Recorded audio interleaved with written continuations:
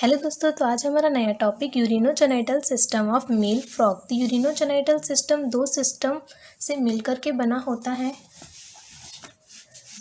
तो ये हो जाता है हमारा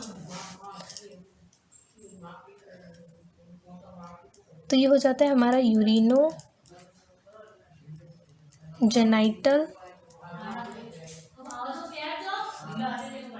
सिस्टम। तो ये वाला सिस्टम हमारे दो सिस्टम से मिलकर के बना होता है। एक होता है एक्सक्रीटरी सिस्टम और दूसरा होता है हमारा रिप्रोडक्टिव सिस्टम।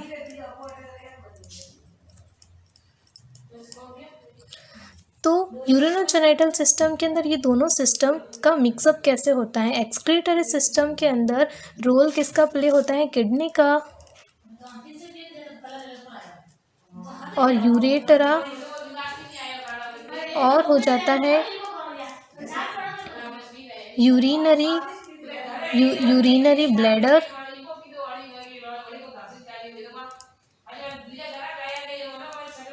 और हो जाता है यूरेथ्रा। और रिप्रोडक्टिव सिस्टम के अंदर हमारे पास क्या आ जाता है, गोनाड्स आ जाते हैं। गोनाड्स के बाद आ जाते हैं गोनोडक्ट आ जाती है। मेल के अंदर आ जाएंगी, मेल के अंदर हो जाती है वासा डिफरेंशिया, और फीमेल के अंदर हो जाती है वासा डिफरेंस, और फीमेल के अंदर हो जाती है ओविडक्ट। लेकिन हम आज मेल का फ्रॉग पढ़ रहे तो हम वास डिफरेंस को ही डिनोट कर, तो मैंने वास डिफरेंशिया को ही डिनोट किया है। तो रिप्रोडक्टिव सिस्टम और एक्सक्रीटरी सिस्टम इन दोनों से ही मिलकर के हमारा बना होता है यूरिनोजेनिटल सिस्टम। तो यूरिनोजेनिटल सिस्टम के अंदर हमारा आता है किडनी, और ये कैसी होती है, मीजोनेफ्रोस टाइप की किडनी होती है। तो हमें मीजोनेफ्रोस टाइप की किडनी के बारे में पढ़ना है। तो ये हो जाती है हमारी मीजोनेफ्रोस टाइप की किडनी।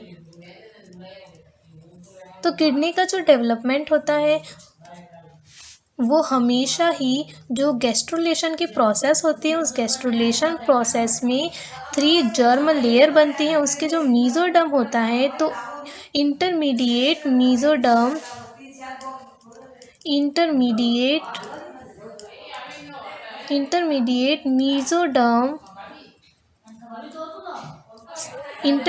मीजोडर्म के कंडेंसेशन से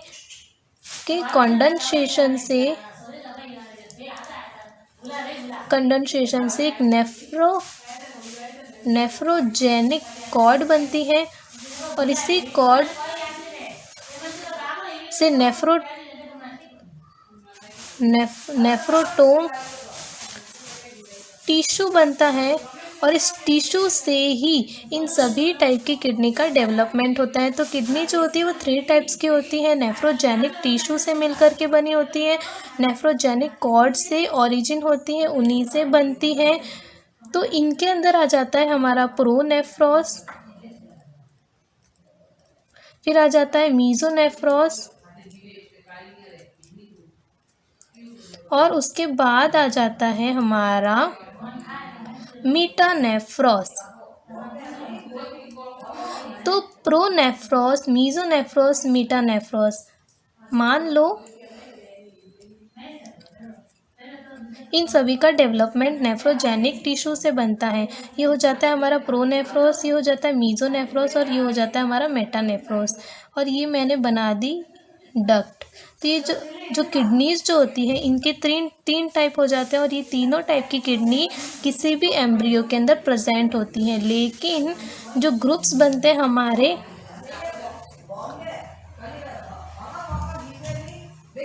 एमनियन, तो एमनियन के अंदर कौन कौन से ग्रुप आते हैं हमारे, रेप्टाइल्स, एविज और मिमेलिया। और जो एन एमनियन होता है उनके अंदर आता है एम्फीबियंस और फिश। तो इन तीनों टाइप की जो किडनी होती हैं वो एम्ब्रियो के अंदर है ना फंक्शनल रहती हैं। प्रोनेफ्रॉस फंक्शनल होती हैं, लेकिन ये भी कुछ समय के बाद एम्ब्रियो के अंदर ही डिजनरेट हो जाती है। फिर मीजोनेफ्रॉस होती हैं और ये भी एम्ब्रियो के अंदर कुछ समय तक फंक्शनल होती है, उसके बाद ये भी डिजनरेट हो जाती है। और मेटानेफ्रॉस जो होती हैं वो परमानेंट किडनी होती हैं। लेकिन एमनियन वाला जो पार्ट होता है उनके अंदर रेप्टाइल्स, एविज, मेमेलिया के ग्रुप आ जाते हैं, और जो एमनियन होते हैं उनके अंदर एम्फीबियंस और फिश आ जाते हैं। और ये एम्ब्रियो के अंदर पाए जाने वाली एक एम्ब्रियोनिक मेम्ब्रेन होती है, उनको हम बोलते हैं एमनियन मेम्ब्रेन। तो जो एम्ब्रियन वाला एम्ब्रियो होता है उनके अंदर ये ग्रुप्स आते हैं एम्फीबियंस और फिश। और आज हमें फ्रॉग मेल के यूरोजेनाइटल सिस्टम को पढ़ना है, तो इसीलिए एमनियन के अंदर जो मीजोनेफ्रॉस होता है वो डीजनरेट नहीं होता है, वो परमानेंट लाइफ टाइम के अंदर एमनियंस के अंदर इसी टाइप की किडनी प्रेजेंट होगी। और जो एमनियंस होते हैं उनके अंदर ये दोनों ही एम्ब्रियो के अंदर ही डीजनरेट हो जाएगी, और एट लास्ट में कौन सी बचेगी हमारे पास, मेटानेफ्रॉस वाली किडनी। एमनियन वाले ग्रुप्स के अंदर सभी के अंदर ये दोनों ही एम्ब्रियो फॉर्म के अंदर डिजनरेट हो जाती है और परमानेंट किडनी मेटानेफ्रॉस हो जाती है। और जो एमनियंस वाला होता है उनके अंदर ये एम्ब्रियो वाले फॉर्म के अंदर फंक्शनल होगी, और उसके बाद में भी लाइफ टाइम तक इसी टाइप की किडनी क्या फंक्शनल हो जाती हैं। तो हमें आज एम्फीबियंस पढ़ना है, फ्रॉग का पढ़ना है। तो इस फ्रॉग के अंदर मीजोनेफ्रॉस टाइप की किडनी होती कैसी है। तो मीजोनेफ्रॉस किडनी मान लो ये प्रोनेफ्रॉस है, ये मीजोनेफ्रॉस है, ये मेटानेफ्रॉस है, ये तीनों ही एम्ब्रियो फॉर्म के अंदर होती हैं, लेकिन किन्हीं के अंदर ये डिजनरेट हो जाती है और किन्हीं के अंदर बच जाती हैं। तो ये दोनों ही जो होती है डिजनरेट हो जाती है एमनियन वाले ग्रुप्स के अंदर, और उनके अंदर लास्ट में मेटानेफ्रॉस बचती हैं। लेकिन एमनियंस वाले ग्रुप्स के अंदर जो होती हैं वो लाइफ टाइम तक मीजोनेफ्रॉस जो होती है वो फंक्शनल रहती हैं। ओके, इतनी बात हमारी क्लियर हो चुकी। तो इसके बाद प्रोनेफ्रॉस जो होता है इनके किडनीज के अंदर सेगमेंटल अरेंजमेंट होता है। किडनी जो होती है वो किन से मिलकर के बनी होती है, किडनी हमेशा ही बनी होती है नेफ्रॉन से मिलकर के, और इन्हीं नेफ्रॉन्स को हम यूरिनीफेरस ट्यूब्यूल्स भी बोलते हैं। और क्या होती है, इनके पास एक कॉमन डक्ट होती हैं जो इन नेफ्रॉन को क्या करती है, इन नेफ्रॉन्स को कलेक्ट करने का काम करती थी, इसीलिए हम इसको कलेक्टिंग डक्ट भी बोलते हैं। इतना पार्ट किसके अंदर होता है, इतना वाला पार्ट होता है किडनी के अंदर।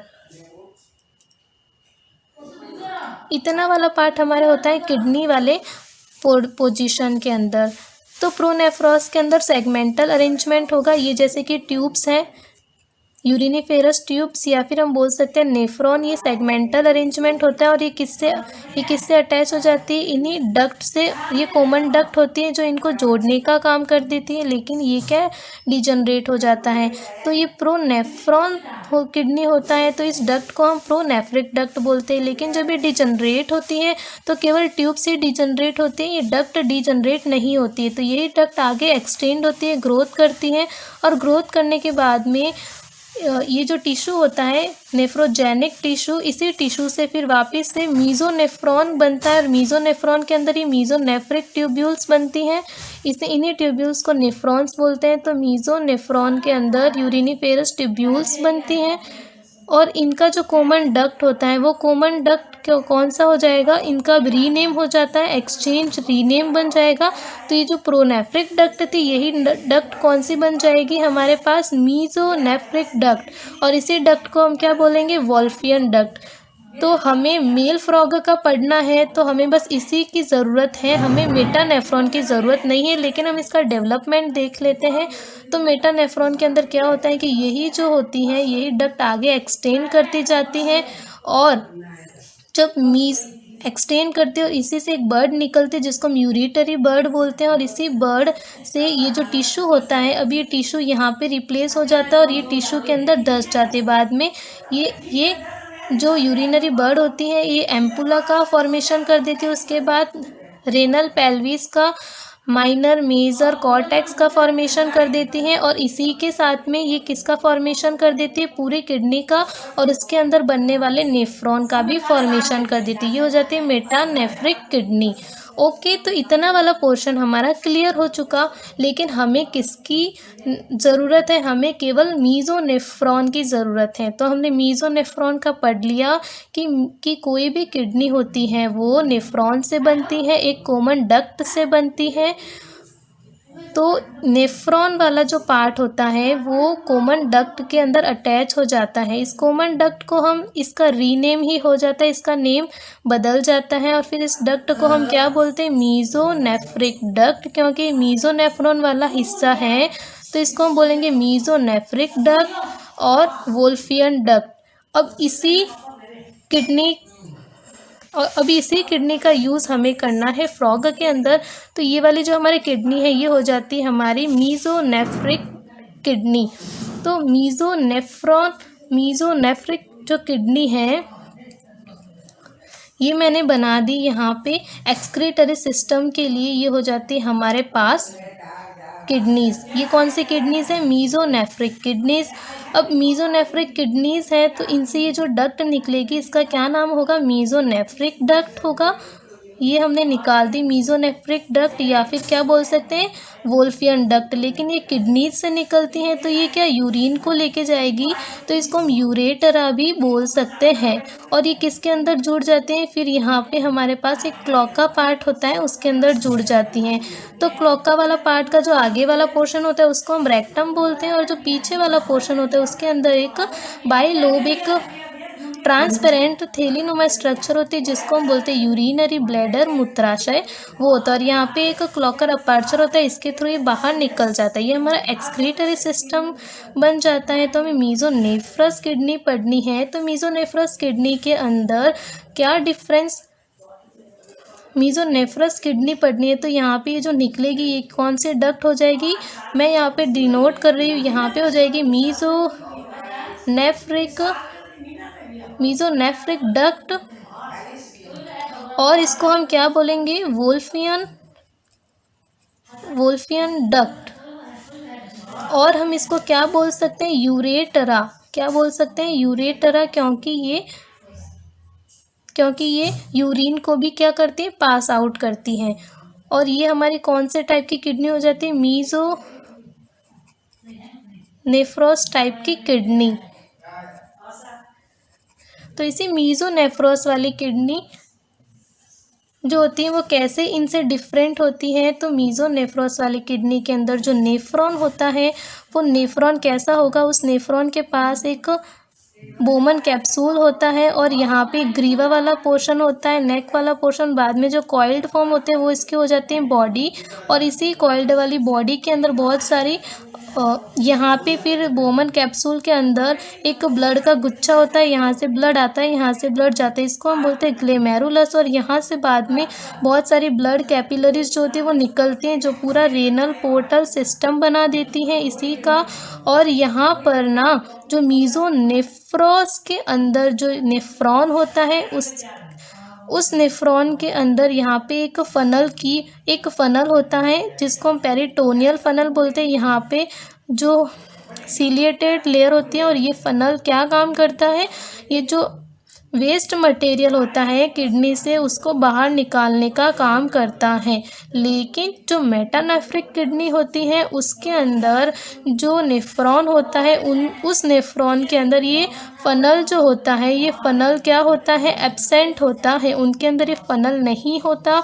और उनके नेफ्रॉन में एक और हेनले का लूप होता है, हेनलेज लूप होता है, और इनके अंदर हेनलेज लूप नहीं होता, क्योंकि जो हेनलेज लूप का फंक्शन होता है वाटर का कंजर्वेशन का। लेकिन ये एम्फीबियंस है, फ्रॉग हैं, तो इनके अंदर वाटर के कंजर्वेशन की ज़रूरत नहीं है, इसीलिए इनके नेफ्रॉन में हेनलेज लूप जो होता है वो नहीं होता है। ये एक पॉइंट हो जाता है दोनों किडनी को डिफ्रेंशिएट करने का, और दूसरा होता है कि इनके अंदर सेगमेंटल अरेंजमेंट होता है नेफ्रॉन का, ये पूरे क्रम में अरेंज होती हैं। और जो मेटानेफ्रिक किडनी होती हैं उनके अंदर जो नेफ्रॉन्स होते हैं वो क्रम के अंदर अरेंज नहीं होते, वो ऐसे ही अरेंज हो जाते हैं। ठीक है, तो इतना वाला पोर्शन जो होता है वो हमारा क्लियर हो जाता है कि मीजोनेफ्रॉस किडनी और मेटानेफ्रॉस किडनी किस दो पॉइंट से डिफरेंट होती हैं। ठीक है, और एक और पॉइंट भी बनता है कि ये जो किडनी होती है मेटानेफ्रॉस किडनी, ये दो अलग अलग पार्ट से मिलकर बनी होती है, और मीजोनेफ्रॉस किडनी एक ही पार्ट से मिलकर बनी होती है। तो हमें पढ़ना है यूरोजेनाइटल सिस्टम, तो इसके अंदर ये हमारा हो जाता है।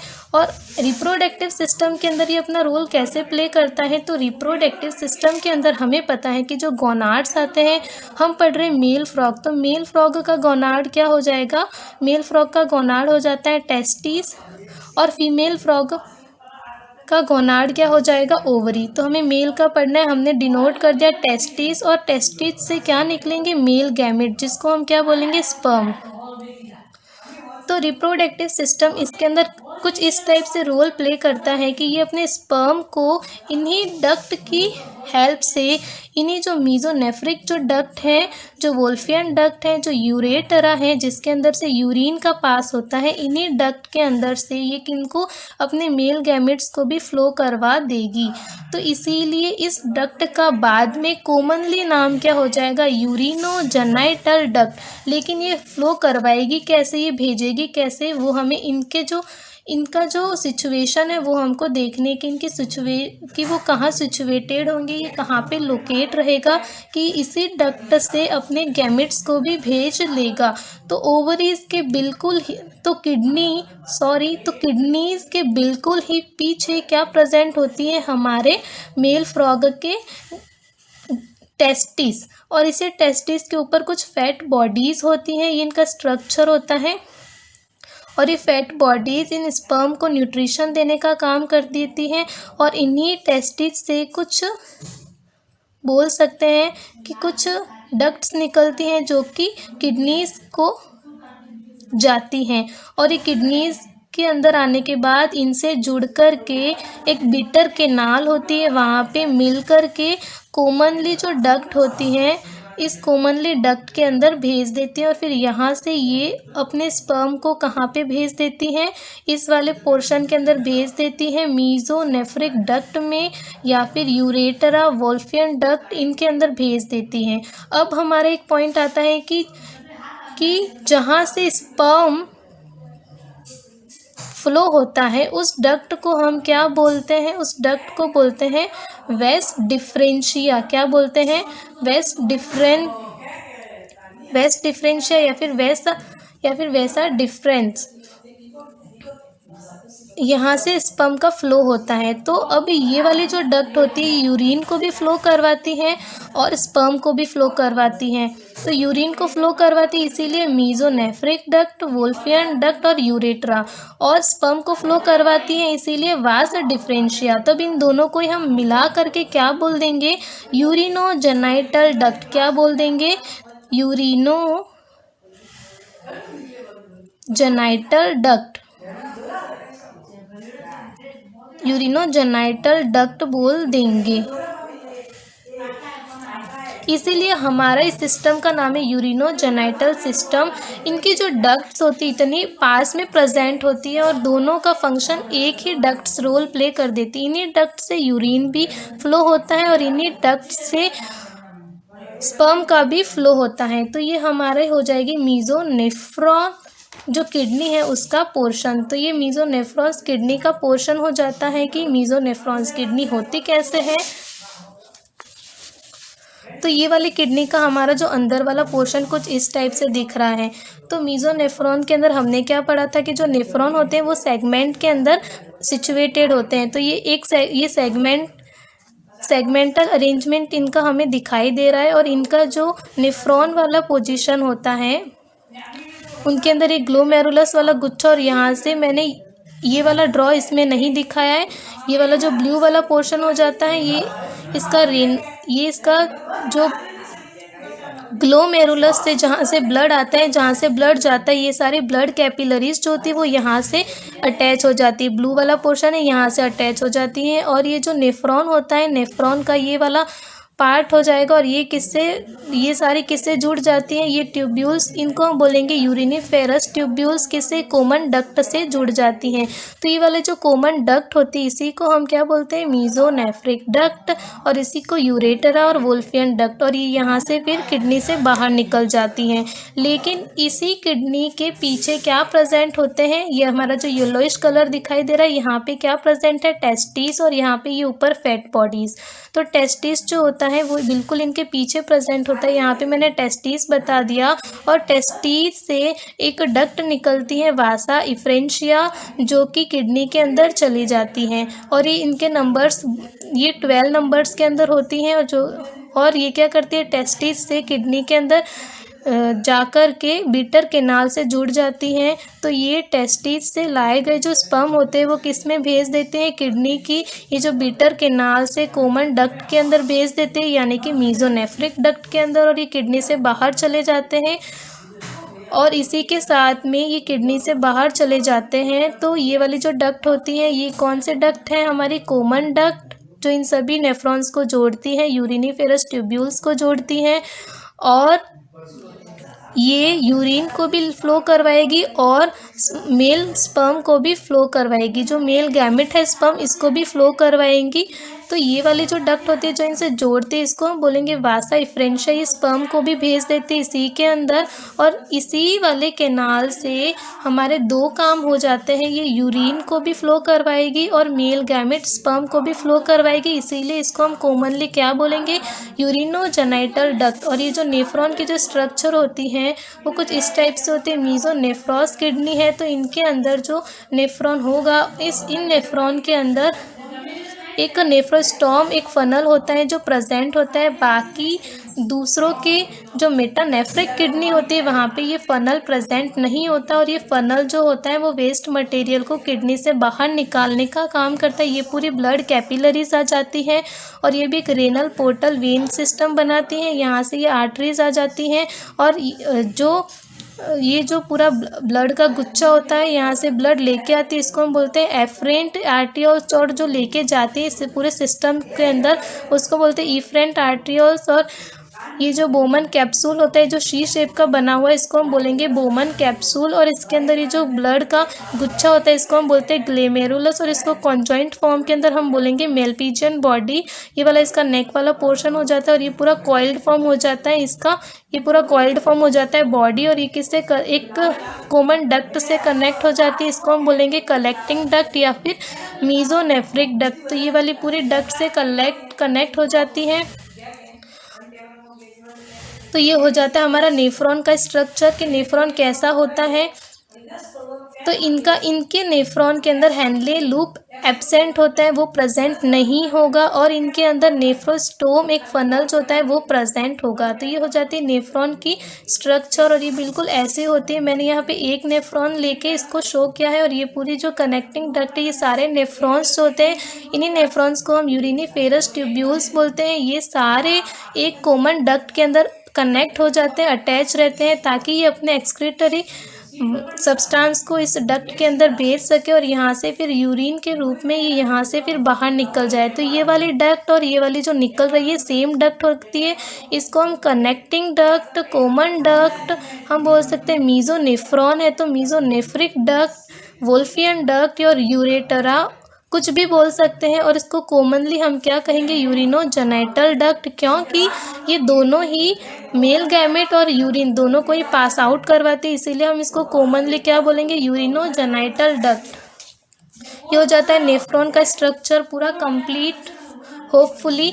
सो इसको हम इसके इतने सारे नाम हो जाते हैं, मीजोनेफ्रिक, वोल्फियन, यूरेटरा, वासा डिफरेंशिया, क्योंकि ये मेल गैमेट को भी लेके आती हैं। सो फाइनली कॉमनली होके इसका नाम क्या हो जाएगा, यूरिनोजेनाइटल डक्ट, क्योंकि हम यूरिनोजेनाइटल सिस्टम पढ़ रहे हैं होपफुली।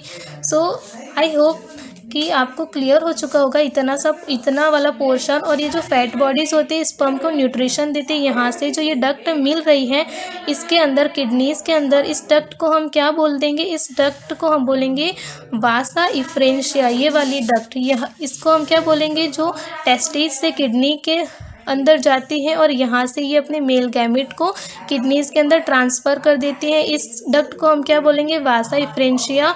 और ये वाली किडनी होती है, ये जो टेस्टिस होते हैं येलोइश कलर के होते हैं, किडनीज जो होती है डार्क रेड कलर की होती हैं। और ओव्यूल, इसका शेप ओव्यूल होता है। और यहाँ से ये यूरिनोजेनाइटल जो डक्ट होती है वो आ जाती है। ये कॉमनली होकर यूरिनोजेनाइटल डक्ट आ जाती है और यहाँ पे क्लॉकल अपर्चर आ जाता है। ऊपर वाला पार्ट रेक्टम हो जाता है, ये वाला यूरिनरी ब्लैडर हो जाता है। या ये मूत्राशय, यहाँ पे यूरिन जो होता है कलेक्ट होता है और यहाँ से अपर्चर के थ्रू बाहर निकल जाता है। लेकिन किन्हीं स्पीशीज़ के अंदर होती है कि जो यूरिनोजेनाइटल डक्ट होती है यहाँ पे फुली से स्ट्रक्चर बना देती है और इस स्ट्रक्चर को हम बोलते हैं सेमिनल वेसिकल। यहाँ पे कुछ समय के लिए स्पर्म का कलेक्शन होता है। स्पर्म जो होते हैं वो यहाँ पे कलेक्ट होते हैं कुछ समय के लिए, बाद में यहाँ पे आ जाते हैं, यहाँ से फिर बाहर निकाल दिया जाता है। तो क्लोएका के अंदर 3 चीज़ों का स्टोरेज होता है, एक तो यूरिन का, फिर रेक्टम के अंदर मल का, डाइजेस्टिव सिस्टम के थ्रू लाया गया मल, और उसके बाद में ये गैमेट्स का।